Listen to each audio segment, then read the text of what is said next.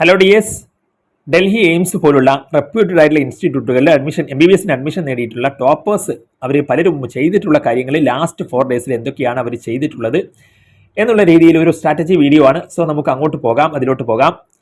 അതിനകത്ത് നമ്മുടെ കമ്മ്യൂണിറ്റിയിൽ ഒരുപാട് സ്റ്റുഡൻസ് മെസ്സേജ് ചെയ്ത് ചോദിക്കുന്ന ഒരു കാര്യമാണ് അവസാന നിമിഷം എങ്ങനെയാണ് പഠിക്കേണ്ടത്, സ്ട്രെസ് ടെൻഷനൊക്കെ വരുന്നുണ്ട്, പഠിക്കുന്നത് ഓർമ്മ നിൽക്കുന്നില്ല എന്നുള്ള കാര്യങ്ങളില്ല. അപ്പം നിങ്ങൾ മനസ്സിലാക്കേണ്ട ഒരു കാര്യം എന്ന് പറയുന്നത് നമ്മൾ റിസൾട്ടിനെ കുറിച്ച് ഒരിക്കലും ആലോചിക്കരുത്. നമ്മൾ എഫേർട്ട് ഇടുക എന്നുള്ളതാണ്. നമ്മളൊരു കോമ്പറ്റീഷനിലാണ്, അവസാന ലാപ്പിലാണ്. മാക്സിമം നമുക്ക് എത്രത്തോളം ഓടാൻ കഴിയുമോ അത്രത്തോളം നമ്മൾ ഫാസ്റ്റായിട്ട് മുന്നോട്ട് പോകുക എന്നുള്ളതാണ്.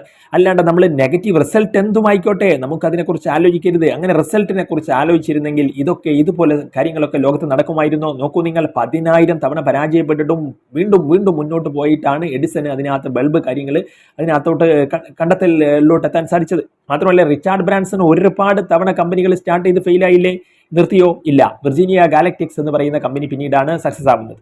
മാത്രമല്ല, കേണൽ സാൻഡേഴ്സിന്റെ കഥയും വ്യത്യസ്തമല്ല. നമുക്കറിയാം, നിങ്ങൾ കേട്ടിട്ടുണ്ടാവും, അവസാനം വയസ്സാകുന്ന ആ ഒരു സമയത്താണ് KFC എന്ന ഒരു ബ്രാൻഡ് ബിൽഡ് ചെയ്യാൻ സാധിക്കുന്നത്. സോ പരാജയപ്പെട്ട് നിർത്തുകയാണെങ്കിൽ ഇതൊക്കെ സംഭവിക്കുമായിരുന്നു. നിങ്ങൾ ആലോചിക്കുക, നമ്മൾ തളരരുത്, മുന്നോട്ട് പോകുക, എഫേർട്ട് ഇടുക, റിസൾട്ട് എന്തുമായിക്കോട്ടെ. നിങ്ങൾ ഭാവിയിൽ ഡോക്ടേഴ്സ് ഒക്കെ ആകാൻ പോകുന്ന ആളുകളാണ്. അപ്പോൾ നിങ്ങൾ സ്ട്രെസ്, ടെൻഷൻ, ആൻസൈറ്റി അതിനൊക്കെ ഫേസ് ചെയ്യാൻ നിങ്ങൾ എന്ത് വന്നോട്ടെ നിങ്ങൾ ആ സിറ്റുവേഷനെ ഫേസ് ചെയ്യാൻ റെഡി ആയിട്ട് ഇരിക്കണം എന്നുള്ളതാണ്. അപ്പോൾ നിങ്ങളുടെ മൈൻഡിലോട്ട് അതൊന്നും വരണ്ട. ലൈഫിൽ ഇതിനേക്കാൾ വേഴ്സായ സിറ്റുവേഷനിലൂടെയൊക്കെ കടന്നു പോകുന്ന ആളുകളില്ലേ, ഇതൊക്കെ ചെറുതാണെന്ന് ആലോചിക്കുക. അപ്പോൾ ഫൈനൽ ഡേയ്സിന് വേണ്ടിയിട്ട് നമ്മൾ കാര്യങ്ങളൊക്കെ സിമ്പിളാക്കി വെക്കുക. ഫോർമുലാസ്, അതുപോലെ തന്നെ NCERT, അതാണ് അതിനകത്ത് കാര്യങ്ങളിലോട്ട് പോകുമ്പോൾ സിമ്പിളാക്കി. Chemistry, organic, inorganic NCERT, biology NCERT, physics and physical chemistry formulas. April 30. അപ്പം ഇന്നൊരു കുറച്ചുകൂടി സമയമുണ്ട്. നിങ്ങൾക്ക് എവിടെയെങ്കിലും ഒക്കെ ഇനിയും ഫോക്കസ് ചെയ്യാനുണ്ട്. മുമ്പ് വായിച്ചതിനകത്ത് റിവൈസ് ചെയ്യാൻ കുറച്ചുകൂടി ഡൗട്ട് തോന്നുന്ന, കൺഫ്യൂഷൻ തോന്നുന്ന ഏരിയാസ് ഉണ്ടെങ്കിൽ അതൊന്നുകൂടി റെഡിയാക്കാനുള്ള ഒരു ടൈം ഒന്നുണ്ട്. കാരണം ഇന്ന് ഈവനിങ്ങോട് കൂടിയിട്ട് നിങ്ങൾ ഫുൾ ആ ഒരു ക്വിക്ക് റിവിഷനിലോട്ട്, ഫൈനൽ റിവിഷനിലോട്ട് നിങ്ങൾ മൂവ് ചെയ്യേണ്ട സമയമായി എന്നുള്ളതാണ്. സോ അതിന് മുന്നേ നിങ്ങൾക്ക് ഇന്നൊരു ലാസ്റ്റ് എല്ലാം റെഡിയായി. ഇന്ന് ലാസ്റ്റ് വേണമെങ്കിൽ ഒരു 2 to 5 മിനിറ്റിൻ്റെ ആ ഒരു സമയത്ത് മോക്ക് എഴുതി നോക്കാം, ലാസ്റ്റ് മോക്ക്. ദെൻ അത് കഴിഞ്ഞ് നിങ്ങൾ ഇന്ന് വൈകുന്നേരം ആകുമ്പോഴേക്ക് ഫിസിക്സിൽ ഫോർമുലാസിലോട്ട്, അതുപോലെ ഫിസിക്കൽ കെമിസ്ട്രിയിൽ ഫോർമുലാസിലോട്ടും ഒക്കെ പോയി ഏതൊക്കെ ചാപ്റ്റേഴ്സിനാണ് എനിക്ക് ഫോർമുലാസ് ബുദ്ധിമുട്ടുള്ളതെന്നോ ആദ്യം ഒന്ന് റീകോൾ ചെയ്ത് നോക്കുക. അപ്പോൾ അതിനകത്ത് നിങ്ങൾക്ക് മനസ്സിലാവും ഏതൊക്കെയാണ്, എവിടേക്കാണ് എനിക്ക് ഒന്നുകൂടി നോക്കേണ്ടത്. അപ്പോൾ അതിലൂടെയൊക്കെ ഫോർമുലാസിലൂടെ ഒക്കെ പോവുക. ദെൻ ഈസി ചാപ്റ്റേഴ്സ് ആയിട്ടുള്ളതിലൂടെ പെട്ടെന്ന് ഫാസ്റ്റ് ആയിട്ട് നോക്കിയിട്ട് അങ്ങനെ പോവുക. ഡിഫിക്കൽട്ട് ആയിട്ടുള്ളത് അതിനകത്ത് ഒന്നുകൂടി കോൺസെൻട്രേറ്റ് ചെയ്ത് അങ്ങനെ ക്വിക്കായിട്ട് പോവുക. അങ്ങനെ April 30 കഴിഞ്ഞു. May 1 രാവിലെ നാളെ. അപ്പം ഇന്ന് ഉറങ്ങുമ്പോഴും നിങ്ങൾ കറക്റ്റ് സ്ലീപ്പ് ആദ്യം തന്നെ ഷെഡ്യൂൾ ചെയ്ത് വെക്കണം. കാരണം നിങ്ങൾ ഒരു ടൈം, ഒരു ഹാബിറ്റ് ഫോം ചെയ്ത് കഴിഞ്ഞാൽ നീറ്റിൻ്റെ തലേ ദിവസം ഉറങ്ങുമ്പോഴുണ്ടല്ലോ ആ കറക്റ്റ് ടൈമിൽ നിങ്ങൾക്ക് ഉറക്കം വരും. കാരണം മറ്റേത് ഹാബിറ്റ് ഫോം ചെയ്തില്ലെങ്കിൽ ഉണ്ടല്ലോ പല സമയത്താണെങ്കിൽ ഉറങ്ങാൻ കിടന്നാൽ ചിലപ്പം അങ്ങോട്ട് സ്ലീപ്പ് ഡിസ്റ്റർബൻസ് കാര്യങ്ങൾ വരും. അപ്പോൾ അത് നിങ്ങൾ ശ്രദ്ധിക്കുക. May 1 അപ്പം ഇന്ന് രാത്രിയും നമ്മൾ തുടങ്ങിയിട്ടുണ്ട് ഫിസിക്സ്, ഫിസിക്കൽ കെമിസ്ട്രി. അപ്പം May 1 അത് നിങ്ങൾ കണ്ടിന്യൂ ചെയ്യുക. അപ്പം മിസ്റ്റേക്സിലൂടെ പോകാം. PYQ ബുക്കിലൂടെ ഒക്കെ നിങ്ങൾക്ക് PYQs നിങ്ങൾ നോട്ട് ചെയ്തിട്ടുണ്ട്, അതിലൂടെയൊക്കെ ഒന്ന് ക്വിക്കായിട്ട് നോക്കി പോകാം. ദെൻ ഇന്ന് വൈകുന്നേരം ആകുമ്പോഴേക്ക്, അപ്പം അത് കഴിഞ്ഞിട്ട് ഫിസിക്സ് ആൻഡ് ഫിസിക്കൽ കെമിസ്ട്രി കഴിഞ്ഞ് ഇന്ന് വൈകുന്നേരം ആകുമ്പോഴേക്ക് നിങ്ങൾക്ക് ഇനോർഗാനിക്കിലോട്ട് നിങ്ങൾക്ക് നോക്കി പോകാം. ഇന്ന് വൈകുന്നേരം ആകുമ്പോഴേക്ക് ഇനോർഗാനിക്കിലോട്ട് നീങ്ങാം. അങ്ങനെ ഇനോർഗാനിക് കഴിഞ്ഞ് നാളെ May 2 ആയി. അപ്പോൾ ഇന്ന് ഇനോർഗാനിക്, ഇന്ന് May 1 നിങ്ങൾ സ്റ്റാർട്ട് ചെയ്തിരുന്നു. അപ്പോൾ May 2 ആകുമ്പോഴേക്ക് നിങ്ങൾക്ക് ഇനോർഗാനിക്കും ഓർഗാനിക്കും നോക്കി അങ്ങോട്ട് പോകാം.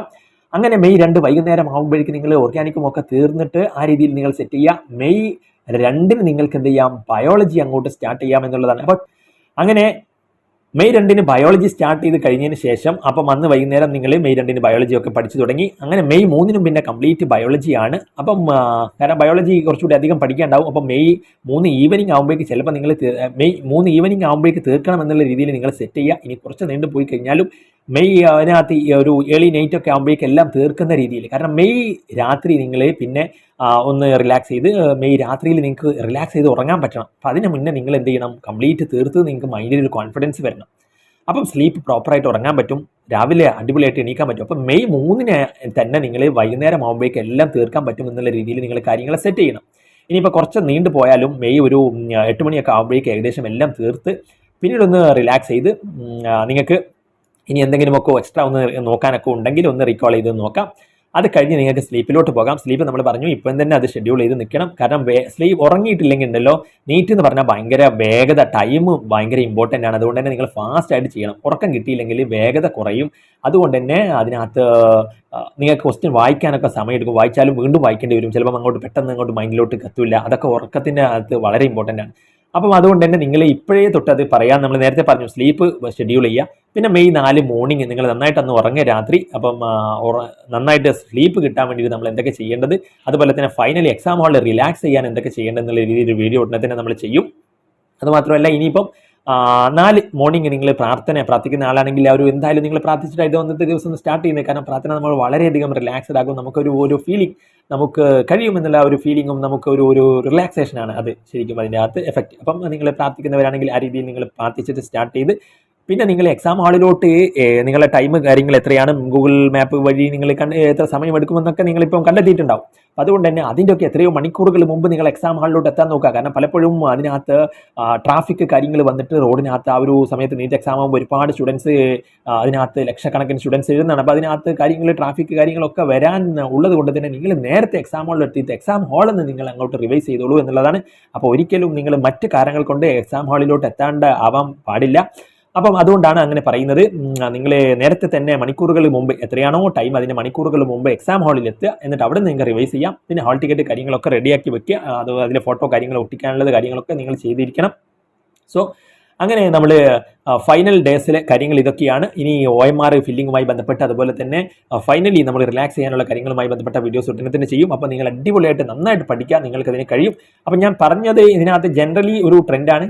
ചിലപ്പം ബയോളജി മുന്നേ റിവൈസ് ചെയ്തിട്ട് ബയോളജി ദെൻ അവസാനം ചിലപ്പം ഫിസിക്കൽ കെമിസ്ട്രി റിവൈസ് ചെയ്യുന്നവരുണ്ടാവും, ഓർഗാനിക് ചെയ്യുന്നവരുണ്ടാവും. അപ്പോൾ നിങ്ങളെ ഒരു കൂടുതൽ കംഫർട്ട് എങ്ങനെയാണ് നിങ്ങൾക്ക് എന്നുള്ള രീതിയിൽ നിങ്ങൾക്ക് ഇതിനകത്ത് ചില മോഡിഫിക്കേഷൻസ് കാര്യങ്ങളൊക്കെ വരുത്താം. എന്നിരുന്നാലും നിങ്ങൾ ഒരു ദിവസം കൊണ്ട് ഒരു സബ്ജക്റ്റ് എന്നുള്ള രീതിയിൽ ഫൈനൽ ക്വിക്ക് റിവിഷൻ അങ്ങനെ ചെയ്യണം. മറന്നു പോകുന്ന കാര്യങ്ങൾ എക്സാമിനോട് അടുത്ത് നിങ്ങൾക്ക് ഡിഫിക്കൽട്ടി തോന്നുന്ന മറന്നു പോകുന്ന കാര്യങ്ങളൊക്കെ എക്സാമിനോട് അടുത്ത ദിവസങ്ങളിൽ പഠിക്കുന്നതാണ് നല്ലത്. ആ രീതിയിലാണ് നമ്മൾ ഓർഗാനിക്കും ബയോളജിയും ഒക്കെ ഇങ്ങോട്ടേക്ക് ആക്കിയത്. ഫിസിക്സ് ഫൈനൽ ഡേയ്സിൽ നിങ്ങൾക്ക് അപ്പം അന്ന് മെയ് 4 ദിവസം രാവിലെ നിങ്ങൾക്ക് ഫിസിക്സ് ആൻഡ് ഫിസിക്കൽ കെമിസ്ട്രി ഒന്നുകൂടി ഈ ഫോർമുലാസ് ഒക്കെ നോക്കാട്ടോ. കാരണം അപ്പം ഒരു സമയമുണ്ടല്ലോ, നിങ്ങൾക്ക് രാവിലെ മെയ് 4 നിങ്ങൾ എഴുന്നേറ്റാലും എക്സാം ഹാളിൽ എത്താൻ നിങ്ങൾക്ക് ഇപ്പോൾ 1 മണിക്കൂറൊക്കെ അല്ലേ വേണ്ടി വരുള്ളൂ. അപ്പം നേരത്തെ എത്തിക്കഴിഞ്ഞാൽ അവിടെ നിന്ന് നിങ്ങൾക്ക് ഒരുപാട് റിവൈസ് ചെയ്യാമല്ലോ. അപ്പം അന്ന് അവിടെ നിങ്ങൾക്ക് ഫോർമുലാസ് കാര്യങ്ങളൊക്കെ നിങ്ങൾക്ക് റിവൈസ് ചെയ്യാം. അപ്പം നെക്സ്റ്റ് അതിൻ്റെ തൊട്ട് മുന്നേ നമ്മൾ ബയോളജി ഓൾറെഡി ചെയ്തിട്ടുണ്ട്. അപ്പോൾ ബയോളജിയൊക്കെ നിങ്ങൾ മൈൻഡിലുണ്ടാവും. പിന്നെ അന്ന് ഓർഗാനിക്കും അന്ന് വേണമെങ്കിൽ നിങ്ങൾക്ക് എന്ത് ചെയ്യാം, ഒന്ന് ഓടിച്ച് പോകാം. അപ്പം ഇതൊക്കെ ചെയ്ത് അടിപൊളിയായിട്ട് പോകുക. That's all. Thanks for watching.